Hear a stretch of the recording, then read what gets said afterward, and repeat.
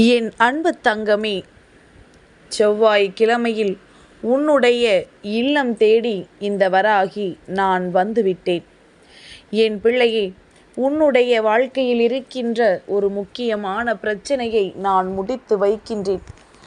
என்னவென்று கேட்காமல் என்னை வாசலோடு திரும்ப நீ அனுப்பிவிடக்கூடாது. என் பிள்ளைக்கு வாழ்க்கையில் நடக்கின்ற விஷயங்களை தெளிவுபடுத்த இந்த வராகி இன்று இந்த நல்ல நாளில் உன்னை சந்திக்கின்றேன். என் பிள்ளையே, உன் வாழ்க்கையில் உன்னை அதிகமாக ஆட்டி படைத்து கொண்டிருக்கின்ற பிரச்சனைகள் இரண்டு. ஒன்று பண பிரச்சனை, இரண்டு உறவுகளுக்குள் இருக்கின்ற பிரச்சனை. என் பிள்ளையே, சில நேரங்களில் உன்னுடைய வாழ்க்கையில் அதிக சந்தோஷத்தை கொடுத்த விஷயம் உனக்கு கஷ்டத்தை கொடுக்க ஆரம்பித்து விடுகின்றது. எந்த ஒரு விஷயத்தினால் வாழ்க்கையில் நமக்கு நிறைவான சந்தோஷம் கிடைக்கும் என்று நம்பினாயோ, அங்கு என் பிள்ளை நீ ஏமாந்து நின்று கொண்டிருக்கின்றாய். உயிரான உறவு உன்னோடு வாழ்ந்து கொண்டிருக்கின்ற உன்னுடைய வாழ்க்கை துணையானது ஏனோ உன்னை விட்டு சில அடி தூரம் விலகி நின்று கொண்டிருக்கின்றது. இத்தனை காலமும் காட்டிய அன்பு அங்கே இப்பொழுது பொய்யாகி விட்டதோ, அந்த அன்பே போலியானது தானோ என்று நீ நினைக்கின்ற அளவிற்கு உன் மீது வெறுப்பை கொட்டி தீர்த்து விட்டது. பிரச்சனைகள் எதுவும் இல்லை, தவறு ஏதும் உன் பக்கம் இல்லை. ஆனாலும் அவர்களுக்கு உன் மீது வெறுப்பு வருகிறது என்றால் அதற்கு காரணம் தெரியாமல் என் பிள்ளை நீ விழி பிதுங்கி நின்று கொண்டிருக்கின்றாய். நாம் ஒரு தவறு செய்துவிட்டோம், அதனால் நம்மை இவர்கள் வெறுக்கிறார்கள் என்றால் அதை நாம் மனமாற ஏற்றுக்கொள்வோம். ஏனென்றால் நம் பக்கம் தவறு இருக்கின்றது என்று. ஆனால் எப்பொழுது இவர்கள் நம் பக்கம் எந்த தவறும் இல்லாமலேயே தன் மீது பழி போட தொடங்கினார்களோ, அப்பொழுதிலிருந்தே நீ தெரிந்து கொள்ளலாம், ஏதோ ஒரு விஷயம் இவர்கள் மனதிற்குள் உன்னை பற்றி இருக்கின்றது, அல்லது ஏதோ ஒரு சந்தேகம் அவர்களுக்குள் உன்னை பற்றி இருக்கின்றது. ஆனால் அதை உன்னிடத்தில் கேட்கின்ற அளவிற்கு அவர்களுக்கு மனதில் தைரியம் இல்லை. அதனால் அதை வெளியில் சொல்லவும் முடியாமல், முழுமையாக முழுங்கவும் முடியாமல், அரைகுறையாக உன்னிடத்தில் அந்த கோபத்தை காண்பித்து கொண்டிருக்கின்றார்கள். என் பிள்ளையே, இப்படி நம் வாழ்க்கையில் நமக்கென இருக்கின்ற இந்த ஒரு உறவுமே நம்மை இந்த அளவிற்கு காயப்படுத்தினால் நாம் எங்குதான் செல்ல போகின்றோம்? நமக்கு இது மட்டும்தானே வாழ்க்கை? நமக்கு ஒரு ஆபத்து என்றாலோ, நமக்கு ஒரு வேதனை என்றாலோ இவர்களிடத்தில் தானே சென்று நின்று கொண்டிருப்போம். அப்படி இருக்கும் பொழுது இவர்களே நம் மனதை இந்த அளவிற்கு காயப்படுத்துகின்றார்களே.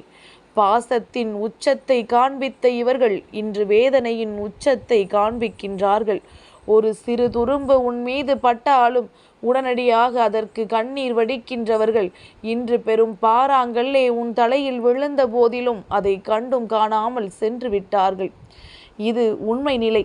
அம்மா உன்னை வேதனைப்படுத்துவதற்காக மீண்டும் மீண்டும் இதை ஞாபகப்படுத்தவில்லை. என்ன நடந்து கொண்டிருக்கின்றதோ அதைத்தான் உன் தாயானவள் நான் சொல்லிக் கொண்டிருக்கின்றேன். ஒருவேளை இத்தனை நாளும் இவர்கள் நம்மோடு பழகியது நடிப்புதானா? எந்த அளவிலும் இவர்களுக்கு நம் மீது அன்பு இல்லையா என்று என் பிள்ளை நினைத்து நினைத்து மனம் வேதனைப்பட்டு அங்கே யாரிடமும் எதையும் சொல்ல முடியாமல் தவித்து நிற்கின்றாய். மற்றவர்களிடத்தில் இந்த விஷயத்தை சொல்ல முடியாமல் நீ தவித்து நிற்பதற்கான காரணம் என்ன தெரியுமா? ஏனென்றால் இது நீயாகவே விருப்பப்பட்டு தேடிய வாழ்க்கை. இந்த வாழ்க்கையில் ஒரு தவறு நடக்கும் பொழுது நிச்சயமாக அதனை யாராலும் ஏற்றுக்கொள்ள முடியாது. நீ சொன்னாலும் அதை யாரும் ஏற்றுக்கொள்ள தயாராக இருக்கவும் மாட்டார்கள். உனக்கானது தானே நீயாகத்தானே தேர்ந்தெடுத்தாய். அன்றே சொல்லும் பொழுது கேட்டிருந்தால் இந்த நிலை உனக்கு வந்திருக்காது. அன்று கேட்காமல் விட்டுவிட்டு இன்று வந்து இந்த விஷயத்தில் குறை சொன்னால் அதையெல்லாம் எங்களால் ஏற்றுக்கொள்ள முடியாது என்று சொல்லி உன்னை நிச்சயமாக ஒதுக்கித்தான் வைத்து விடுவார்கள் என்பதனை என் குழந்தை நீ புரிந்து கொள்ள வேண்டும் என் தங்கமே. அதனால் என் பிள்ளை இப்பொழுது யாருமே இல்லாது நிர்கதியாக நின்று கொண்டிருக்கின்றாய். எங்கு சென்றாலும் உனக்கு ஆறுதல் கிடைக்கப் போவதில்லை. நமக்கென்று இருந்த சில நட்புகளும் இப்பொழுது நம்மோடு இல்லை.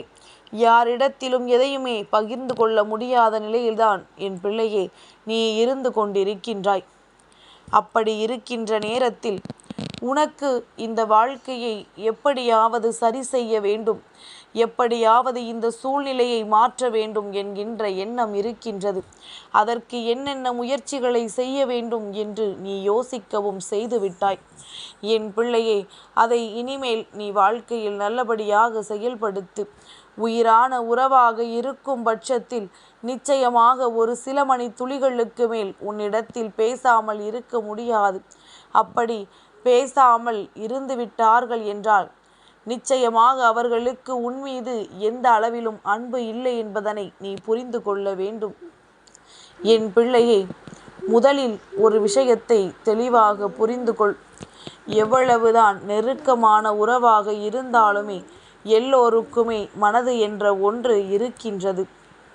அதில் எப்பொழுதுமே நீ என்ன விதைக்கின்றாயோ அதுதான் அங்கு கேள்விக்குறியாக வரும்.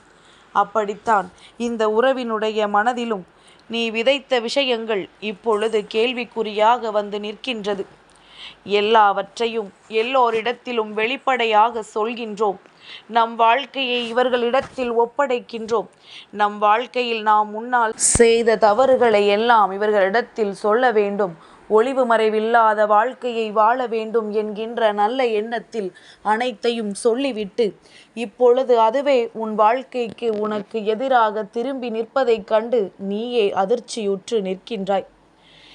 எந்த ஒரு வாக்குறுதியை உனக்கு அவர்கள் அன்று கொடுத்தார்களோ, எதை பற்றியும் நான் பேச மாட்டேன், இதுதான் நமக்கான வாழ்க்கை என்று எந்த ஒரு வாக்குறுதியை அன்று கொடுத்தார்களோ அந்த வாக்குறுதியை அவர்கள் மீறிவிட்டார்கள் என்பதுதான் இப்பொழுது உன் வாழ்க்கையில் இருக்கின்ற மிக பெரிய பிரச்சனை.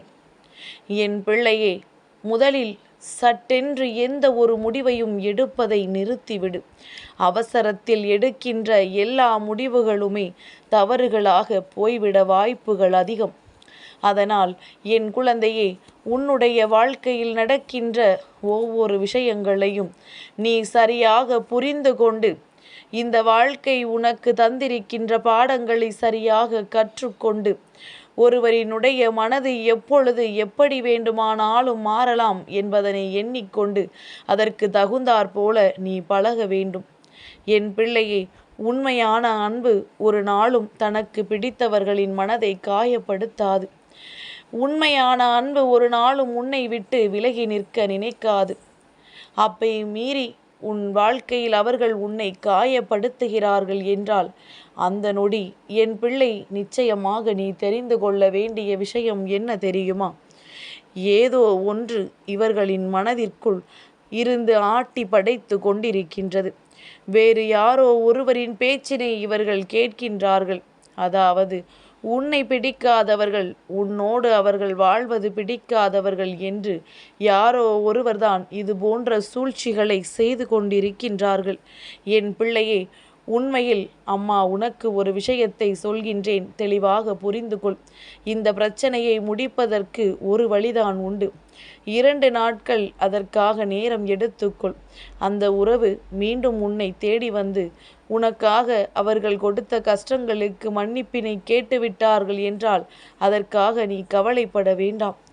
இல்லை, அதை சிறிதளவு கூட உணராமல் தான் செய்தது தவறு என்றே நினைக்காமல் மீண்டும் மீண்டும் உன்னை காயப்படுத்தி கொண்டிருக்கிறார்கள் என்றால் இந்த வாழ்க்கை ஒரு நாளும் எடுபடாது. இதற்கு மேலும் அதை தாங்கி பிடித்து கொண்டு சேர்க்க நீ ஒரு பொழுதும் நினைக்காதே. அதை தாங்கி பிடிக்க பிடிக்க மேலும் மேலும் உனக்கு கஷ்டங்களைத்தான் கொடுக்கும் என்பதனை நீ புரிந்து கொண்டால் போதும். என் பிள்ளையே, கஷ்டங்களை கொடுக்கக்கூடிய வாழ்க்கையை நீ உனக்கானதாக மாற்றுவதும் அதை அப்படியே இருந்து கஷ்டங்களை அனுபவிப்பதும் உன்னுடைய கைகளில்தான் இருக்கின்றது என்பதனை நீ புரிந்து கொண்டாலே போதும். யாரையும் இழுத்து பிடித்து வாழ நினைக்காதே. ஒரு நாள் முறிந்து போகும். அது இப்பொழுதே போகட்டும் என்று நினைத்தாலும் சரி, இல்லை செய்த தவறை உணர்ந்து விட்டார்கள் என்று எண்ணி மன்னித்தாலும் சரி, எதுவாக இருந்தாலும் உன் வாழ்க்கைக்கு நான் என்றும் உன்னோடு உறுதுணையாக நிற்பேன் என்பதனை மட்டும் என் பிள்ளை நீ மறந்து விடாதே. என் அன்பு தங்கமே, இந்த வராகி அம்மாவினுடைய ஆசீர்வாதங்கள் என்றென்றைக்கும் உனக்கு முழுமையாக கிடைத்து கொண்டே இருக்கும்.